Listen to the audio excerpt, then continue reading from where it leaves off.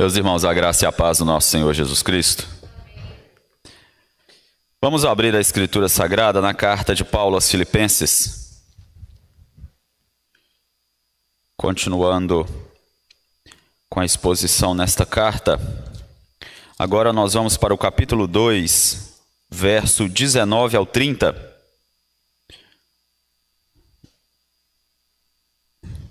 E hoje, por ocasião do conteúdo deste texto, nós vamos fazer a exposição verso por verso. Então eu peço a você que mantenha a sua Bíblia próxima. Nós vamos lendo e entendendo o texto verso por verso.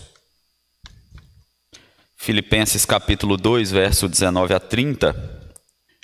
Vamos orar e assim começamos com a leitura da Escritura Sagrada. Pai Santo, nós te damos graças, porque nessa manhã, ó Deus, o Senhor renova as forças do teu povo, e aqui reunidos, ó Deus, congregados para adorar ao teu santo nome, a tua igreja se encontra, ó Deus, em submissão, em dependência, em louvor ao teu santo nome. Que o Senhor, ó Deus, continue a conduzir a nossa vida, para que, ó Deus, vivamos de maneira digna do Teu Evangelho e que glorifique ao Senhor. Deus, continue a falar ao nosso coração nesta manhã, por meio da instrução da Tua Palavra, ó Deus, que a Tua igreja seja alimentada, edificada, e que o Teu Espírito Santo, ó Deus, nos conduza, ó Pai, para viver aquilo que a Tua Palavra nos orienta. Nós oramos assim agradecidos, em nome de Jesus. Amém. Muito bem, meus irmãos, nós chegamos ao capítulo 2, num momento em que Paulo vai falar de dois personagens importantíssimos para a igreja de Filipos. Personagens que Timóteo sim, porque tem carta de Paulo para Timóteo, mas Epafrodito, você ouve muito pouco falar dele. Mas como nós vamos ver nessa manhã, é uma pessoa que era muito importante não só para Paulo, mas para a igreja de Filipos. Esses são homens de exemplos de serviço cristão, digamos, quase que no anonimato, mas que serviram a Deus fielmente, e aprove a Deus que ficasse registrado o testemunho da vida desses homens, e nós temos muito a aprender com a disposição deles em servir a causa de Cristo. Só uma recapitulação rápida. Nós vemos que Paulo ele está preso provavelmente em Roma. A igreja de Filipos, que foi fundada por Paulo, inclusive, quando lá em Atos 16, o Espírito Santo o envia para passar a Macedônia naquela visão que ele teve. E a primeira igreja da região da Macedônia que é plantada é a igreja de Filipos. E aquela igreja envia Epafrodito para a prisão para saber como Paulo está, para levar doações para ele e para contar como a igreja também estava cerca de 12 anos depois que Paulo havia evangelizado a cidade e uma igreja começado ali. Então Paulo começa a carta dando graças a Deus por saber como os filipenses estavam caminhando bem na fé. E ele conta, ainda no capítulo 1, como que a prisão dele tinha cooperado para o avanço do Evangelho, estava cooperando para o avanço do Evangelho. E aí, no versículo 27 do capítulo 1, ele começa a dar conselhos, exortações à igreja, vivei acima de tudo por modo digno do Evangelho, e ele vai falar da luta que eles deveriam ter contra os adversários. Aquela igreja tinha ali os falsos mestres tentando enredar, levar membros daquela igreja ao engano. Nós vamos ver isso no capítulo 3, quando ele destaca bem essa questão da ação dos falsos mestres. E no capítulo 2, ele inicia falando do humilde serviço, do serviço que se espelha em Cristo. Cristo que veio no sentimento de esvaziar-se, de não julgar ser como Deus, a esvaziar a si mesmo, assumindo a forma de servo.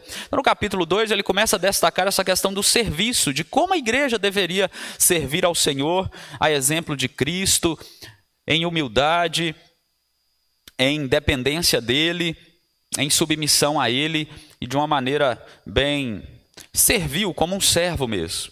E aí no versículo 12 ao 18, que foi a última exposição, ele fala do desenvolvimento da salvação, a questão do progresso, do viver em Cristo, da piedade, da prática da vida cristã.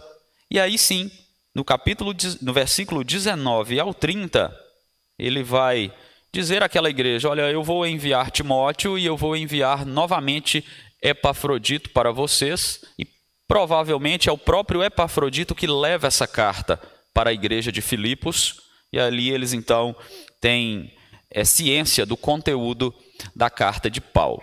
Então nós temos aqui, neste texto, exemplos de serviço cristão. Eu quero olhar para o exemplo desses dois personagens, Timóteo e Epafrodito, e aquilo que nós podemos tirar de lições para a nossa vida. Vamos ler primeiro o verso 19 e 20. A Escritura Sagrada diz assim: espero, porém, no Senhor Jesus, mandar-vos Timóteo o mais breve possível, a fim de que eu me sinta animado também, ou encorajado, tendo conhecimento da vossa situação. Então, Paulo recebe Epafrodito. Ele fala: irmãos, eu estou preocupado com a situação de vocês também. Eu sei que Epafrodito já me contou algumas coisas. Como nós vamos ver aqui, já adiantando, né? Epafrodito adoeceu e permaneceu mais tempo do que o esperado com Paulo em Roma. Então Paulo, antes mesmo de Epafrodito voltar com a carta, ele afirma: eu vou enviar Timóteo para que eu tome conhecimento da situação de vocês. Qual que é a ideia dele? Eu vou enviar Timóteo, ele vai saber como vocês estão, e ele volta para mim e me conta como vocês estão, a condição de vocês, para que eu fique mais tranquilo. Paulo está preso. Ele está preocupado com a vida daquela igreja, está preocupado com os hereges tentando ali minar a vida da igreja, e ele então pretende enviar Timóteo. A sua preocupação é que alguém de confiança precisava ir e saber a situação da igreja. O verso 20: porque a ninguém tenho de igual sentimento, que sinceramente cuide dos vossos interesses. Então parece que os pastores da região ali, ou a liderança da igreja da região, não estava muito interessada em ajudar Paulo nessa situação. Paulo está preso, as pessoas vão visitá-lo, vão de alguma maneira falar com ele, e fala: vai lá em Filipos e traz notícia para mim. Parece que ninguém estava muito interessado, mas Timóteo estava. Timóteo era um pastor não tão jovem nesse período aqui mais, e Paulo no verso 21 ele apresenta as razões: pois todos eles buscam o que é seu próprio, não o que é de Cristo. Todos eles buscam seu próprio interesse. Então, quem são eles aqui?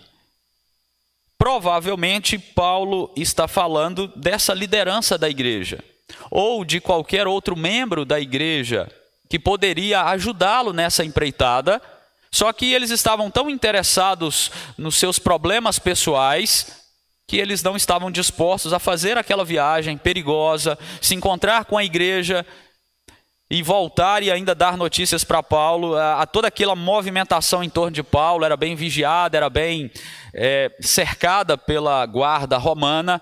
Então parece que a gente infere que alguns não queriam nem chegar perto de Paulo, para não parecer que de fato estavam envolvidos com ele. Então lembre-se que a carta ela tem muitas vezes afirmações e respostas de perguntas e situações que não estão claramente afirmadas nesta carta. Então aqui Paulo fala: eles buscam o que é seu próprio, não o que é de Cristo. Então Paulo não cita nomes, ele é educado aqui, e ele mostra que ele está descontente com essas pessoas. Eles não estão preocupados com o reino de Deus, eles estão preocupados com o interesse deles. O reino de Deus não tem prioridade na vida dessas pessoas. Então por isso que é mais provável que sejam obreiros mesmo, pastores, líderes da igreja, os presbíteros da igreja, da região ali, que deveria se preocupar com a situação espiritual da igreja de Filipos, como as coisas estavam caminhando. E Paulo queria que alguém fosse lá para saber e também trazer notícia para ele. E aí o verso 22, ele vai destacar Timóteo, que ele diz: e conheceis o seu caráter provado, pois serviu ao evangelho junto comigo, como filho ao pai. Então Paulo diz: olha, eles lá, eu não vou nem citar o nome aqui, né, provavelmente presbíteros que não estão preocupados com a situação de vocês, eles não querem nem chegar aí para saber a situação, mas Timóteo é diferente, ele tem um caráter provado, ou ele foi provado e foi aprovado servindo o Evangelho comigo. Timóteo, como os irmãos devem saber, devem se lembrar, ele foi educado desde a infância pela sua avó, pela sua mãe. Provavelmente o seu pai era grego. Provavelmente seu pai não era cristão, então ficou a cargo da sua avó e da sua mãe educá-lo nos caminhos do Senhor. Antes de Paulo ir para Filipos, para Macedônia, ele conhece Timóteo, um jovenzinho ainda, em Listra e Icônio. E naquelas duas cidades, isso é em Atos 16, a igreja, os irmãos que estão ali em Listra e Icônio, falam com Paulo: olha, esse rapazinho aqui é crente, viu? Pode levar ele com você para a viagem. Paulo estava na segunda viagem missionária. E Paulo, então, ele leva Timóteo com ele. E ele vai ter um relacionamento de discipulado com Timóteo, de um pai, como um pai, e um filho, que é o que ele diz aqui, inclusive, para a igreja de Filipos. Paulo o chamou de filho amado e fiel ao Senhor, lá na primeira carta aos Tessalonicenses. Então, se nós compilarmos mais aqui, nós vamos achar mais, digamos, elogios de Paulo a Timóteo. Porque Timóteo, desde jovem, ele demonstrava esse caráter diferenciado. E Timóteo estava disposto a viver o evangelho de fato, e ele esteve lá na fundação da igreja com Paulo, e ele visitou aquela igreja em outros momentos também, antes mesmo da prisão de Paulo. E vocês sabem, Timóteo foi ordenado pastor, ele era ministro do evangelho, e quando Paulo certamente o chama lá na prisão e fala com ele: Timóteo, eu quero muito você aqui comigo me ajudando, mas ninguém mais quer ir para Filipos. Vai você mesmo. Vou enviar o meu melhor homem para Filipos, correndo o risco de que ele nem volte, por causa da situação de perseguição dos inimigos do evangelho. Mas eu preciso saber de Filipos, vou enviar o meu melhor homem para sondar a situação, confortar os irmãos, fortalecer os irmãos na fé. Certamente aquele encontro, seria um encontro de adoração a Deus também. E Paulo traz essa característica de Timóteo: ele tem um caráter provado, ele já serviu ao evangelho e ele provou que ele de fato é fiel ao Senhor. Ele é homem de confiança para a tarefa, para ir até vocês. E Paulo, ele tinha inclusive uma expectativa de ser libertado. Veja o verso 24. E eu estou persuadido no Senhor de que também eu mesmo brevemente tirei. Eu não li o verso 23, perdão, irmãos. Verso 23. Este, com efeito, é quem espero enviar, tão logo tenha eu visto a minha situação. Qual que é a perspectiva de Paulo aqui? Daqui a pouco sai a minha sentença, e eu, assim que eu souber qual será a minha sentença, eu envio Timóteo, para ele avisar vocês, ou ele vai ser executado, ou ele será libertado. Para que vocês saibam exatamente o que está acontecendo comigo. Eu quero que você comece a observar aqui que Paulo, ele está num movimento aqui. Eu estou preocupado com vocês, eu quero saber como vocês estão, eu estou enviando um homem para fortalecer vocês na fé, e eu quero que vocês saibam o que está acontecendo comigo aqui. Isso é comunhão, isso é vida da igreja, é a vida do povo de Deus. Preocupação uns com os outros, edificação uns dos outros, caminhar juntos, ainda que a distância os separava, ainda que o cárcere os separava. Então Paulo, ele tem essa expectativa de saber a sua sentença para enviar Timóteo, mas ele tem a expectativa de que ele seja absolvido, porque no verso 24 ele diz: e eu também espero estar com vocês. Eu também espero logo em breve chegar aí. Porque qual que é a ideia de Paulo? Eu vou ser inocentado e assim poderei ir. Provavelmente, irmãos, neste momento aqui da história, Paulo de fato deve ter sido libertado. Esse aqui não deve ter sido a última prisão dele quando ele foi decapitado. Provavelmente é o que a história tem mostrado. Então Paulo envia Timóteo, depois ele enviou Epafrodito com a carta e depois ele mesmo foi visitar a igreja de Filipos. Então eu quero que você perceba que há tons dramáticos aqui, porque Paulo Essa conversa aqui, né, quando a gente lê, parece algo, digamos, comum. Vai enviar o Timóteo para saber a situação. Mas tem toda uma atmosfera aí da igreja sofrendo pressões internas e externas, a perseguição aos cristãos, o fato de Paulo estar encarcerado em Roma, a viagem que Timóteo faria e retornaria, todos os perigos que acompanhavam essa viagem. Timóteo era um dos últimos rostos amigos, de amigo que Paulo tinha na prisão. Paulo não sabia que ele seria liberto ou não. Então ele se despede de Timóteo ali na prisão com aquele sentimento: talvez eu nunca mais o veja, ou pela morte de Timóteo ou pela morte do próprio Paulo. Então tudo isso carrega uma atmosfera dramática para a cena, angustiante até. Que o texto obviamente não traz esses detalhes, mas apresentam a vontade de Paulo de que a igreja seja suprida, que a igreja seja amparada. E Paulo ele vai demonstrar ali o exemplo de vida, de piedade, de sacrifício por causa da obra de Cristo. Tanto da vida dele, como da vida de Timóteo, como da vida da própria igreja de Filipos.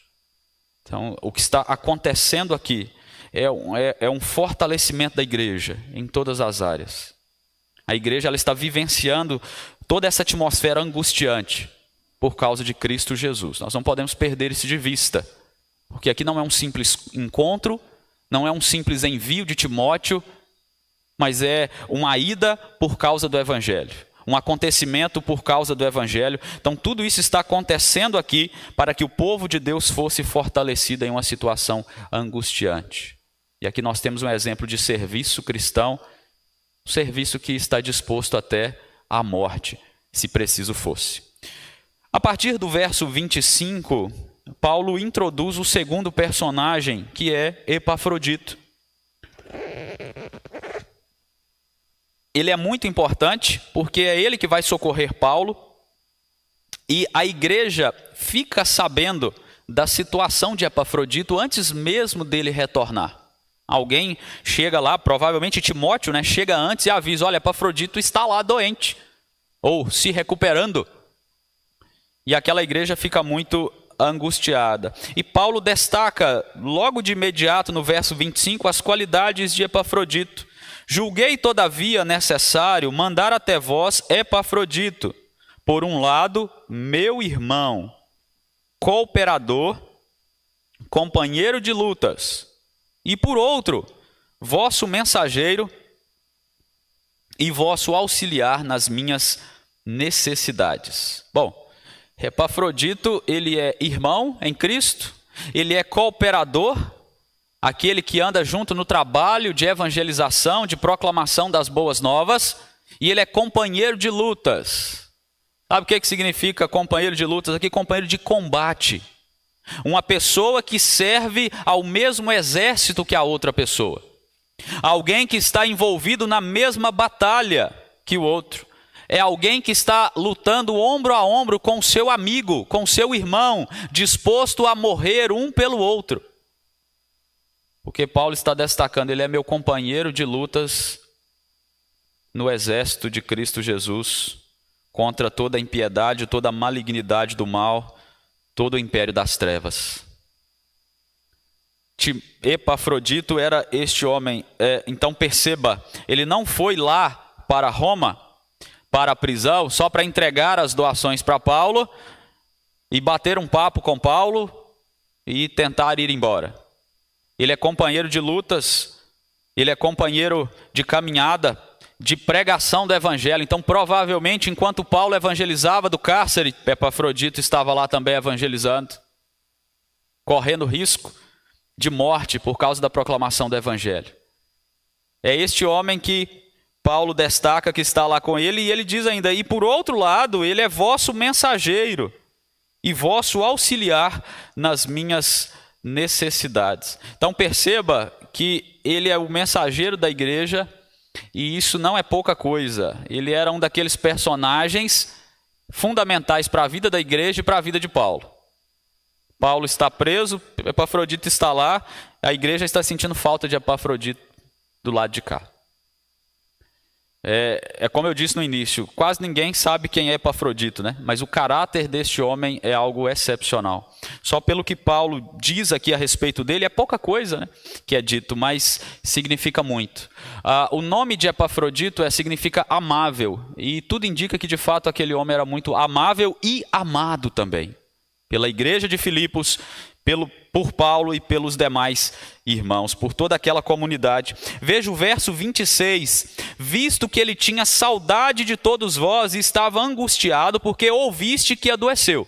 Então vocês ouviram que ele adoeceu, e ele está preocupado com a preocupação de vocês. Você pensa, meu Deus, que cuidado de um para com o outro, num cenário que poderia ser assim, cada um por si, para que a vida seja preservada. Mas não é isso que eles fazem. A igreja de Filipos fica sabendo que Epafrodito adoeceu e ele está preocupado. Paulo, eles estão sabendo que eu adoeci, eu não consigo voltar agora. Manda alguém para falar que eu estou melhorando, para que eles não fiquem mais preocupados. Bom, você deve se lembrar que naquela época não tinha WhatsApp, né? Então a notícia demorava a chegar. Tinha a preocupação de enviar o mensageiro, voltar e a mensagem chegar. Talvez quando a mensagem chegasse, a notícia já era outra. Enfim, tinha toda essa tensão no ambiente. E Timóteo está preocupado com a igreja, Epafrodito, aliás. No verso 27 agora, com efeito, e aí Paulo comunica, né? Ele adoeceu mortalmente. Deus, porém, se compadeceu, teve misericórdia dele. E não somente dele, mas também de mim, para que eu não tivesse tristeza sobre tristeza. Então, imagine a cena, né? Epafrodito chega, isso aqui é a carta de Paulo. Ele adoeceu mortalmente. É verdade, eu quase morri. Mas eu estou aqui. Foi Paulo que te curou? Não. Isso é interessante. Por que Paulo não curou Epafrodito? Porque milagre não era assim, né? Vou fazer um milagre aqui. Não era assim que funcionava. E a cura viria segundo a vontade de Deus, não segundo a vontade de Paulo. Então, mas Paulo diz, olha, Deus teve misericórdia dele. Não explica qual que é a doença, não explica como que ele foi curado. Ele só diz, Deus teve misericórdia.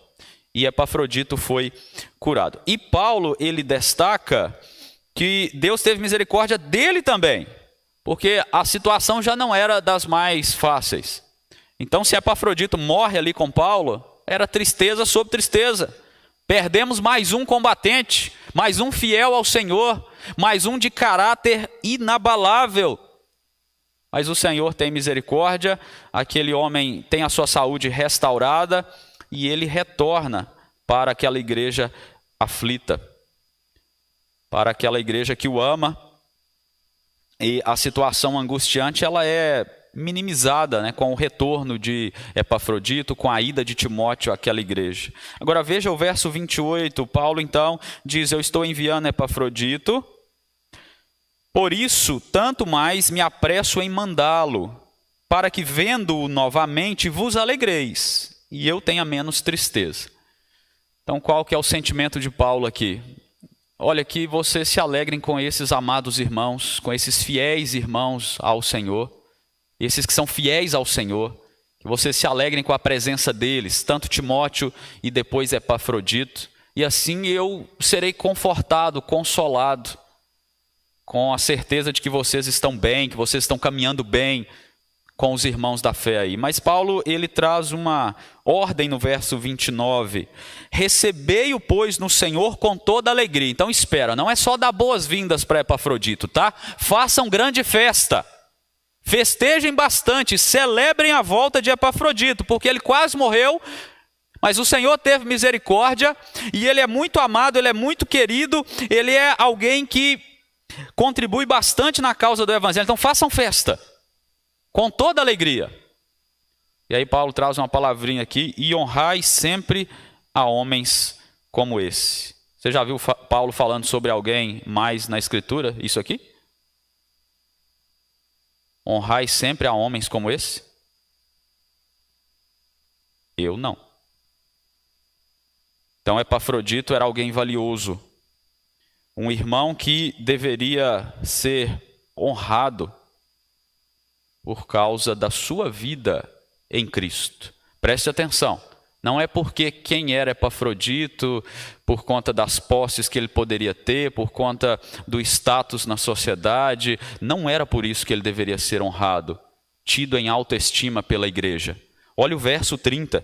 Visto que por causa da obra de Cristo, chegou ele às portas da morte, e se dispôs a dar a própria vida para suprir a vossa carência de socorro para comigo.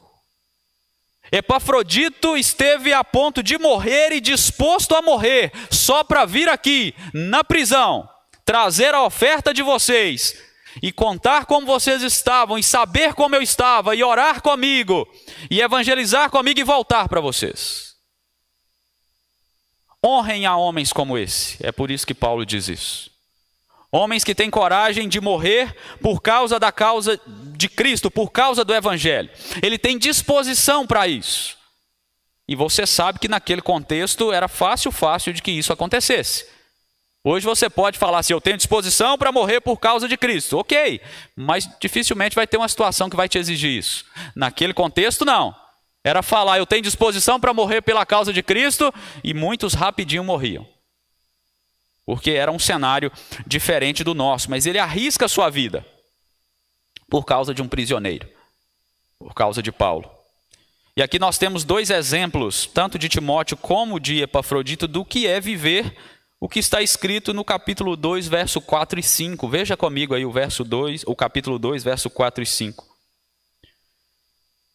Não tenha cada um em vista o que é propriamente seu, senão também cada qual o que é dos outros. Timóteo e Epafrodito ilustram essa realidade, tá? E o verso 5, tende em vós o mesmo sentimento que houve também em Cristo, de serviço, de abnegação, de disposição. Timóteo e Epafrodito ilustram o que é ter o mesmo sentimento que houve em Cristo Jesus. São dois exemplos de caráter provado e aprovado, de coragem, de trabalho duro por causa de Cristo, de irmandade, de fidelidade, de disposição de até morrer por causa do Evangelho. Então esses são exemplos que a Escritura nos mostra que devem ser apreciados e imitados. E é interessante que em vários momentos da história da igreja, não só no contexto da igreja primitiva, nós vamos encontrar irmãos, igrejas, atuando de maneira parecida. Quando teve aquele episódio da peste, peste negra, né, ou bubônica, peste bubônica na Europa, a igreja ia para as ruas socorrer não apenas os cristãos, enterrar não apenas os cristãos, mas aqueles que morriam pelas ruas e ninguém enterraria, ninguém daria um velório digno, ou levaria aquele doente para ser cuidado, porque era um momento em que todos estavam aterrorizados por causa da peste. E a história mostra que a igreja saiu às ruas para cuidar dos seus, para cuidar inclusive daqueles que não pertenciam ao povo de Deus. E muitos cristãos morreram nessa empreitada. Esse é só um exemplo para mostrar como que a igreja ela tem vivido ao longo do tempo, com essa disposição de servir a causa de Cristo em várias frentes, com disposição até de morrer por causa do Evangelho. Não só no quesito perseguição, mas no quesito de dar a vida para que de qualquer forma seja usado pelo Senhor e se vier a morte, que venha para aqueles que são fiéis a Cristo. Então, a igreja sempre teve homens e mulheres que imitaram a Cristo no serviço, na abnegação, no socorro aos necessitados, na proclamação do Evangelho em meio à perseguição. Sempre teve, sempre existiram. Timóteo e Epafrodito são apenas dois exemplos destacados aqui. E eu quero concluir pensando em como isso tem implicações para a igreja hoje, para nós hoje. O que isso tudo tem a ver conosco? Eles são só exemplos, que legal, está na história. Mas não é só isso. Primeiro eu quero que você perceba que o assunto gira em torno da vida da igreja, do povo de Deus. A preocupação aqui é com o povo de Deus. É uns com os outros. Eles se amam, eles se cuidam, eles se doam uns pelos outros. E aqui quem é desigrejado fica sem lugar, né? Vai fazer o quê? Porque os igrejados, os crentes, eles se preocupam uns com os outros, eles caminham juntos, eles se alegram com os que se alegram, eles choram com os que choram, eles lutam juntos pela fé evangélica, eles se preocupam uns com os outros, eles se doam uns pelos outros, eles se sacrificam uns pelos outros. É assim que deve ser a igreja do Senhor Jesus. Então que nós tenhamos um ambiente, irmãos, saudável como esse, de preocupação uns com os outros, de amor uns pelos outros, de sacrifício uns pelos outros, se necessário for. Porque nós somos povo de Deus, nós somos um único povo de Deus, em unidade, em caminhada. E isso se estende, logicamente, fora do nosso arraial denominacional. Nós somos povo de Deus com todos aqueles que professam a fé em Cristo Jesus. Então, nós devemos caminhar nessa unidade, nessa comunhão, nessa irmandade, na mesma fé, na mesma luta, na mesma piedade, juntos no serviço cristão. Em segundo lugar, você viu, né, o caráter desses homens. Caráter que evidencia fruto do Espírito, irmãos. Gálatas, capítulo 5. É o fruto do Espírito que faz com que esses homens sejam o que são, ou foram o que foram. Eles não eram super-homens. Eles não tinham superpoderes. Eles não eram melhores do que os outros. Como eu disse, Epafrodito, provavelmente você ouviu muito pouco dele por aí. Era um homem que, anônimo quase, sujeitos comuns, homens comuns, mas que tinham um caráter que demonstrava, eles eram crentes mesmo. Eles eram fiéis ao Senhor e isso era evidente na lida deles ali no dia a dia. E a pergunta que você precisa fazer para reflexão sua, se alguém escrevesse uma carta falando de você, você receberia palavras como essa? Caráter provado, irmão, companheiro de lutas, cooperador. Você receberia palavras dessa forma? Pense nisso. Terceiro lugar, viva pelo que de fato vale a pena viver. Esses homens viviam para o reino de Deus. Era isso que era importante para eles. Buscar em primeiro lugar o reino de Deus, não é isso que Jesus Cristo disse? É isso que esses homens estão vivendo. Eles estão buscando em primeiro lugar o reino de Deus, que nós tenhamos prontidão para viver a prioridade do reino de Deus. Estejamos sempre prontos, irmãos, sempre prontos, inclusive para sacrificar a nossa vida por causa do Evangelho de Cristo Jesus. Em quarto lugar, que nós sejamos companheiros de luta pelo Evangelho. A gente às vezes quer lutar por tanta coisa que não deveríamos lutar. Queremos pegar em armas que não deveríamos pegar. Nós devemos lutar pela causa do Evangelho. O assunto que está sempre presente nessa carta, e se Deus permitir na próxima exposição nós vamos falar, sempre tem heresia batendo na porta, sempre tem falso mestre. Sempre tem problema com o inimigo das nossas almas para a gente lutar. Sempre tem essa batalha para que o povo de Deus lute.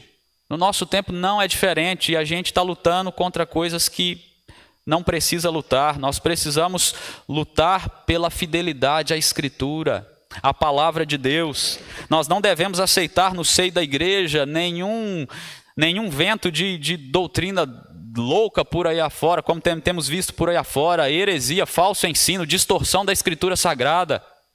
Nós devemos lutar pela fidelidade da palavra, pela pureza do Evangelho no nosso meio. Essa é a luta que nós devemos encarar. Essa é a luta que nós devemos, de fato, pegar nas armas espirituais em Cristo Jesus e batalhar. Parar de lutar pelo que não convém, mas lutar pela causa do Evangelho, para que a igreja se mantenha pura, fiel, para que quando as heresias baterem na porta, nós tenhamos condições de, pela palavra, repeli-las. É assim que nós devemos caminhar. Por fim, irmãos, devemos lembrar que Deus ele é misericordioso para com a sua igreja, assim como foi misericordioso para com a igreja de Filipos e aqueles irmãos envolvidos, naquele movimento todo. Deus ele é misericordioso para conosco e ele nos preserva. Que nós nos lembremos da misericórdia de Deus, Nós nos lembremos que Ele nos sustenta, Ele nos assiste, Ele nos fortalece, porque Ele é um Deus misericordioso, Ele é um Deus bondoso, e que nós assim nos alegremos sempre no Senhor, como é a tônica dessa carta, né? Há um cenário angustiante, há um cenário de tensão, mas Paulo sempre tem uma palavrinha: se alegrem, se alegrem. Aqui novamente ele diz: alegrai-vos só pelo fato de Epafrodito voltar a vocês. Se alegrem com esse irmão, façam festa. Então que nós nos lembremos disso, que na misericórdia de Deus nós tenhamos sempre essa alegria, a alegria do povo de Deus, a alegria que vive em serviço ao nosso Deus. Que assim Deus nos abençoe, irmãos, e que nós como igreja caminhemos cada dia mais fortalecidos na fé em Jesus Cristo. Amém.